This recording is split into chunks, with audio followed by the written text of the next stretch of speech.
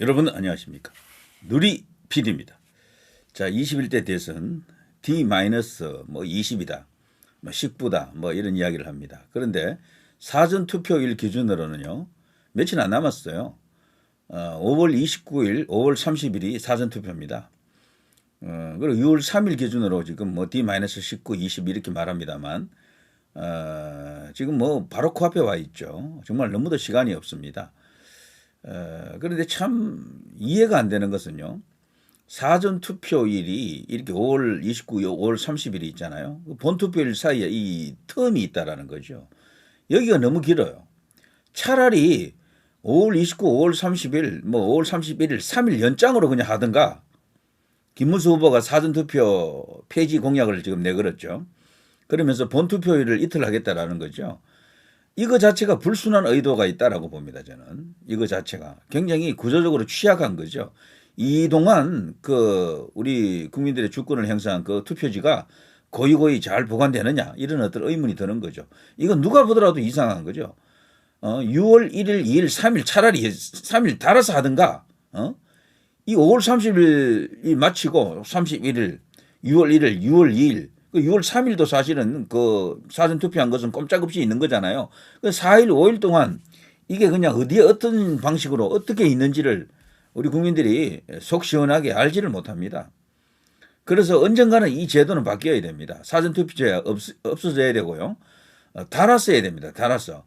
아니 그 소중한 투표지를 며칠 동안 창고 같은 데 넣어둔다라는 게 말이 됩니까? 이거 생기고부터 이 사전투표가 생기고부터 선거판이 너무도 이상해졌어요. 박근혜 대통령 때 이 사전투표가 도입이 됐거든요. 그때는 좋은 취지로 도입을 했는데 이제 보니까 이게 그야말로 만국의 지름길이었다라는 게 지금 다 드러나고 있습니다. 자, 그건 그렇고요. 어쨌거나 지금 관련된 여러 가지 어떤 수없이 많은 뉴스가 쏟아지고 있는데 현재 판세가 가장 궁금하시죠? 뭐니 해도 판세입니다. 이재명이 1강 그런 분위기로 좀 가고 있다. 독주다. 이렇게 이제 우리 분석가들은 이야기합니다만 과연 그런가? 제가 볼 때는요. 대반전이 기다리고 있을 것 같습니다. 대반전. 지금 관련된 여론조사가 몇 개 나왔죠. 일단 한번 보십시오. 요거는요. 51대, 31대 8이 나왔습니다만 한국갤럽입니다. 한국갤럽 여론조사는 조금 접어줘야 됩니다. MBS하고 한국갤럽은 언제부턴가 이 김문수 후보에게 굉장히 불리하게 나오고 있어요. 다른 사람들에게는 유리하게 나옵니다. 이 국민의힘 대표 경선할 때도 후보 경선할 때도요. 김문수 후보는 다른 여론조사에서는 이기는데 이 한국갤럽하고 MBS만 들어가게 되면은 그냥 3등이야. 그래서 이거는 조금 이렇게 접어둬야 된다. 왜냐하면 그때 당시 국민의힘 후보 경선에서 김문수 후보가 최종적으로 1위를 했잖아요. 그런데 한국갤럽 기준이라든가 MBS 기준이면 떨어져야 돼. 이거 맞지 않는 거예요. 지금 표본이 뭔가 큰 착각이 있는 것 같습니다. 착오가 있는 것 같다. 이재명이 그래서 여기서는 거품이 들어가 있다고 보고요. 김문수 후보에게는 숨은 표가 있다. 샤이 김문수가 있다고 보는 겁니다. 저는 개인적으로 한국갤럽하고 MBS는 10의 오차가 있다고 봅니다. 이재명은 마이너스 10, 김문수는 플러스 10. 이재명 41, 김문수 41. 저는 같다고 봅니다. 솔직히 말해서. 숨어 있는 표까지 생각하면요. 이렇게 편하게 생각하십시다. 왜냐하면 이 한국갤럽하고 MBS가 우리나라에서 가장 권위 있고 공신력이 있다 그러는데 왜냐하면 가장 크거든요. 여론조사 기관의 대기업입니다. 그동안은 그런 대접을 좀 받았어요. 그렇지만 적어도 국민의힘 후보 경선에서는 완전히 이들이 틀린 거거든. 오히려 공정이라든가 에이스 리서치 같은 이런 데가 더 맞았어요. 그 여론조사가 김문수 후보가 1위 한 내용과 조금 닮아 있습니다. 그래서 이 여론조사를 너무 신뢰할 필요 없습니다. 그리고 또 하나, 요거는요, 한길 리서치, 글로벌 이코노믹이 이제 손잡고 이렇게 조사한 건데요. 요거는 조금 그래도 어느 정도 근사치에 들어와 있는 것 같습니다. 5월 11일에서 12일 사이 전국 성인 1513명을 대상으로 조사한 건데요. 이재명이가 49.5%, 어쨌거나 50이 안 된 수치가 나왔고요. 김문수 후보는 그보다도 한 11% 정도 적은 38.2가 나왔습니다. 이준석이가 5.7 나왔잖아요. 여기서도 이 둘을 합치면은 한 4점 되잖아요. 40 한 4 가까이 되잖아요. 그러니까 49.5대 44점 되니까 큰 차이가 없는 거지 지금. 그래서 이 민주당이 지금 아연 긴장하고 있는 걸로 알고 있어요. 제가 볼 때는. 왜냐하면 독주라고 생각했는데 까보니까 김문수도 생각외로 많이 나온다라는 겁니다. 그리고 이준석이도 항상 5% 이상 이렇게 나오니까 만일에 이 둘이 덜컥하고 손잡아 버리면 위험하다라고 지금 보는 거죠. 민주당에서는. 제가 볼 때요. 김문수 플러스 이준석 하게 되면 요 단순한 숫자가 더해지는 게 아니고 컨벤션 효과가 터집니다. 38.2 더하기 5.7 더하기 5 이렇게 될 거예요. 5%더 붙습니다. 그러면 순식간에 이재명하고 맞먹을 거예요. 저는 확신합니다.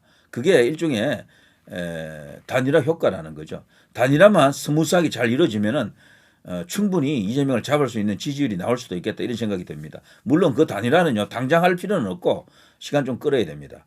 이준석이는 이준석 나름대로 지지율을 끌어올리고 김문수는 김문수 나름으로 지지율을 끌어올려서 김문수 40, 이준석 8 이쯤까지 가버리면 끝나는 거죠. 둘이 합치면 48이잖아요. 제가 그러면은 이게 컨벤션 효과 같은 게 터진다 그랬죠. 추가로 또 3 내지 5%가 더 붙어요. 그러면 단숨에 50% 가까이 가는 거죠. 그럼 이재명을 이길 수 있는 지지율이 나온다.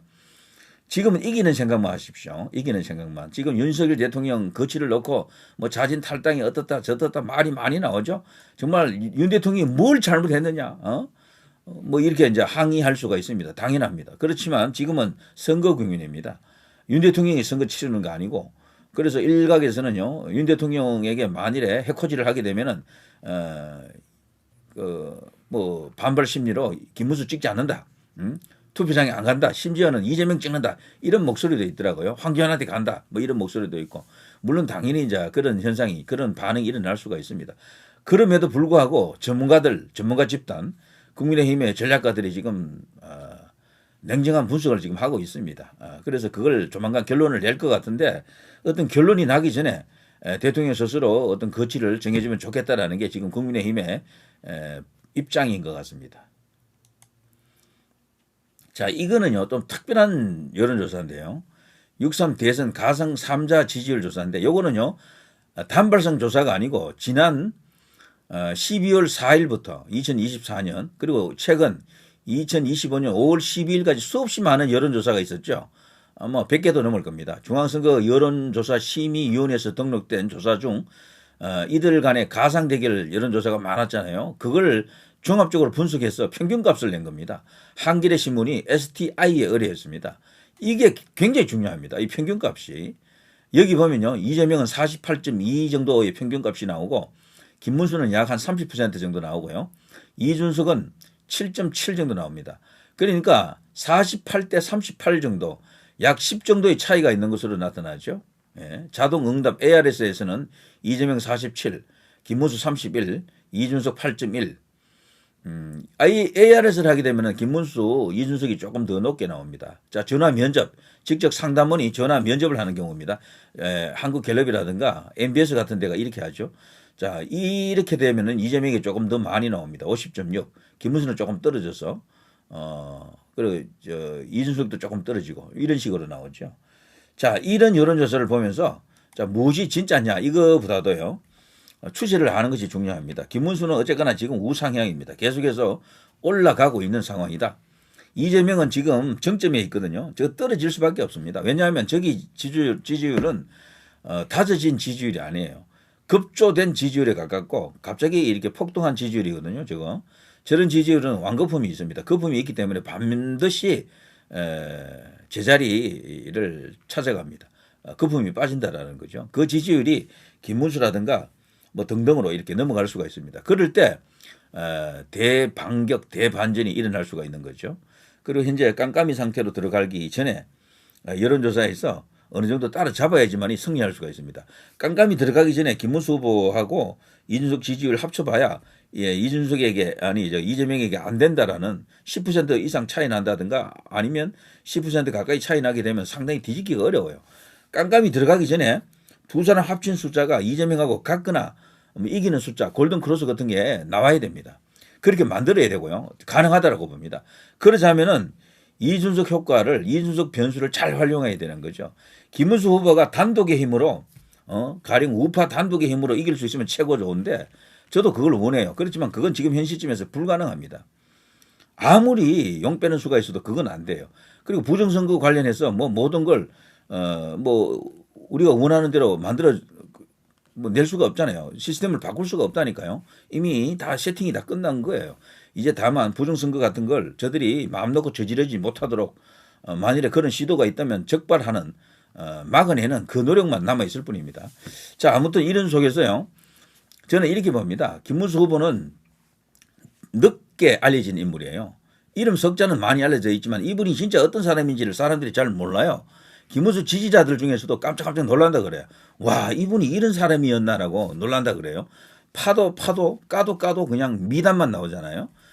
이런 미담을 계속해서 전파를 해야 됩니다. 그리고 이재명에게 이길 수 있다라는 여러 가지 요소를 갖고 있습니다. 상대적으로 뭐 도덕성, 청렴성, 그 업적, 뭐 능력 이런 것들이 있잖아요. 전부 이재명에게 앞섭니다. 그리고 개인이 살아왔던 그 길, 인생 스토리, 서사에서도 김문수의 서사가 워낙 이제 풍운하 같은 거대한 서사가 있습니다. 이재명의 저 작은 개인 신변 잡기형 저 서사를 그냥 압도할 수가 있습니다. 아무튼 미래 비전 통찰력에 있어서도 김문수 후보가 뭐 이재명에게 앞선다라고 봅니다. 모든 점이 신뢰감 가는 인물이고요. 이재명은 어쨌거나 뭐 전과자, 범죄자, 범죄 혐의자, 뭐 어마어마한 어떤 의혹을 갖고 있는 사람 아닙니까? 거기에 대해서 사람들이 좋게 보지 않는 비호감도가 또 역대 1위입니다. 가장 높습니다. 이런 사람은 무조건 지지율이 떨어지게 돼 있어요. 그래서 이재명 지지율은 지금이 정점인데 계속해서 떨어질 것이다. 저는 40% 가까이 떨어질 것으로 봅니다. 40에서 40 한 2, 3, 4 이 정도 위치할 것으로 보는데요. 그러면 충분히 따라잡을 수가 있겠죠. 그렇지만 이 경우에도 말이죠. 이 이준석이가 끝까지 마이웨이 완주해버리면 이길 가능성이 없겠죠. 이렇게 되면은. 그래서, 이제 막판에, 과거 이제 윤석열 대통령 그리고 또 안철수의 그 단일화와 같은 그때는 너무 뭐 촉박하게 그야말로 마지막 타임에 단일화가 됐을 거예요. 그보다는 조금 일찍, 한 사날 일찍 정도 단일화 해보는 것도 좋겠다라고 생각합니다. 단일화라는 것은요, 이준석을 품는다 그런 뜻이 아니에요. 서로 간에 정치적 거래를 하는 겁니다. 그걸 해야지만 저건 이길 수 있을 것으로 봐요. 그리고 이 김문수 후보가 이기자면 이준석만으로는 안 되고 제가 볼 때는요. 한시적인 전쟁에서 이기자면은 그 옆에 새로운 카드도 좀 필요합니다. 한동훈도 필요해요. 제가 볼 때는. 한동훈 표도 있거든요. 한동훈 표도 좀 붙어야 되고 유승민도 붙어야 됩니다. 이런 표들이 김문수 후보가 갖지 못한 표예요. 전부. 그 밖에 우파라고 하는 사람들이 붙어도요, 더 붙는 표는 없습니다. 거기서 거기에요. 그대로입니다. 그러나 김문수 후보가 플러스 알파를 만들려고 하면요, 거기서 자기 득표를 더 붙이려고 하면은 제가 지금 말하는 이 배신자 프레임이 이제 붙어 있는 사람들이 있잖아요. 이들을 일시적으로 활용을 해야 됩니다. 활용이죠, 활용. 뭐 품는다 이런 의미가 아니에요. 그 사람들도 대선 나고 나면은 또 각자 자기 정치를 또 한다고요, 전부. 그때는 그때 가서 다루면 되고, 지금 뭐 이기고 봐야 되는데 다른 생각할 겨를이 없어요. 이 3파전에서 이길 수 있다라고 생각하는 사람 손 한번 들어보세요. 한 명도 없겠죠. 여기 황교안 후보도 있잖아요. 그리고 또 여기 자유통일당 후보도 있고, 그 사람들도 끝까지 완주하게 되면은 조금이라도 가져갈 거 아니에요. 때문에 이 상황 속에서는 이재명만 좋아진 겁니다. 이재명은 혼자 독주하는 겁니다. 그쪽 좌진영에서는 뭐 전부 다 그냥 단일화 해버린 거나 마찬가지죠. 그래서 지금 과거 심상정 같은 효과가 지금 없는 거지 지금은. 근데 오히려 반대로 국민의힘이 지금 이렇게 되어 있잖아요. 그런데 이걸 역으로 생각하면 이게 찬스입니다. 저는 처음부터 이준석이가 출마하지 않았으면요, 김문수 후보가 지지율이 이것보다 더 많이 나왔을까 애매합니다. 오히려 이렇게 분진하는 게 더 나을 수도 있어요. 이준석이는 이준석대로 조금 더 숫자를 올리고, 김문수 후보는 김문수 후보대로 또 이렇게 선명하게 우파적 보수적 가치를 이렇게 지향하면서 숫자를 올리게 되면은요, 오히려 이 합산이 개별적으로 혼자 있는 것보다도, 김문수 후보 혼자 있는 것보다도 더 큰 숫자가 나올 수가 있습니다. 지금 나오고 있다라고 봐요. 그래서 오히려 더 좋은 어떤 현상일 수도 있습니다. 결과적으로 이재명을 잡는 데는 이 카드가 어쩌면 가장 좋겠다. 이 김문수 플러스 이준석, 그리고 나중에 유세 현장에 지금 제가 이야기했던 금기시되는 인물들이죠. 이 사람들도 나와야 됩니다. 그래야지만이 한 3%, 제 생각에는 3%에서 한 5% 정도 더 붙을 것으로 봐요. 3% 5%면 엄청난 거거든요. 그거 성표를 뒤집는 결정짓는 바로 그 수치가 됩니다. 그리고 이겨놓고 나서 나중에 농공행상을 하면 되고요. 그리고 그 사람들 제가 지금 언급한 사람들이 있잖아요. 한동훈, 뭐 유승민, 이준석 이런 자들은 전부 자기 정치의 달인들입니다. 뭐 어차피 이기고 난 뒤에는 또 각자 뿔뿔이 마이웨이 할 가능성이 커요. 그러니 신경 쓰지 마시고 일단 이겨놓고 봐야 됩니다. 이겨놓고 누구는 돼, 누구는 안 되고 지금 이럴 계제가 아닙니다. 그런 말할 단계가 아니에요. 자, 저는 충분히 김문수 후보로 가게 되면은 나중에 여러 가지 어떤 몇 단계가 있습니다. 컨벤션 효과가 터지는 단계가 한 두세 개 있어요. 그때마다 지지율이 조금씩 올라갈 겁니다. 그러면은 이재명을 잡을 수 있는 숫자가 나온다라고 저는 확신합니다. 아무튼 희망을 갖고 이긴다라는 확신, 그리고 열린 가슴, 받아들인다, 거대한 용광로 이런 개념으로 싸우게 되면은 민주당이 나중에는 뒤집힐 겁니다. 예. 충분히 이길 수 있는 싸움이다. 저는 그런 생각이 들어요. 자, 누리 PD의 김준혜였습니다.